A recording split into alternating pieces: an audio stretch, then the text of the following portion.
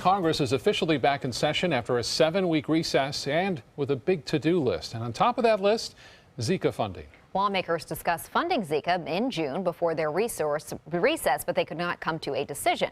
ABC 7's Kate Flexter is live at Sarasota's mosquito management. And Kate, how necessary do they feel is this funding?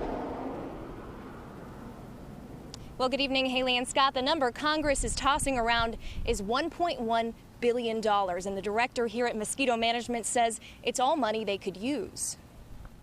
The clock is ticking for Congress as the number of cases of Zika in Florida grows. For Director of Sarasota's Mosquito Management, Matt Smith, a lack of action from Congress is hard to watch. Extremely frustrating.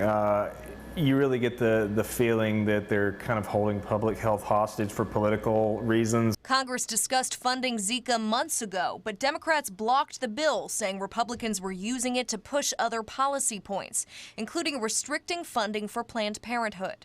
Now the Centers for Disease Control say they'll be out of money to combat the virus by the end of the month. And Smith says mosquito management locally and around the state could really use the money. We have things that we could use that money for. And also, I know there's other organizations around the state that could really even use it more than us. New College political science professor Keith Fitzgerald says the inaction reflects the divide in Congress. It cannot respond to a fairly confined, identifiable threat, such as Zika, in an effective way. It just can't do it. Historically, he says party lines are crossed during public health emergencies. But in this case, it really is a game.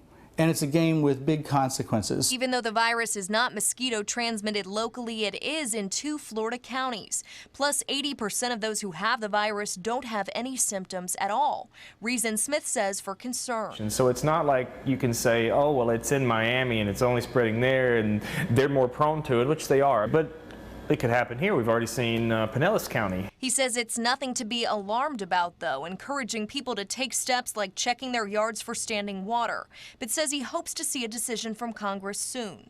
It's sad that they can't just purely leave this as one pure issue of we need to get this funding approved so that we can fight Zika and then other diseases going forwards and just move along and get the money where it needs to go. After day one back in session, local Congressman Vern Buchanan told us he's optimistic that funding will pass, but says it needs to happen immediately. Live in Sarasota, Kate Flexter, ABC 7, your Suncoast News.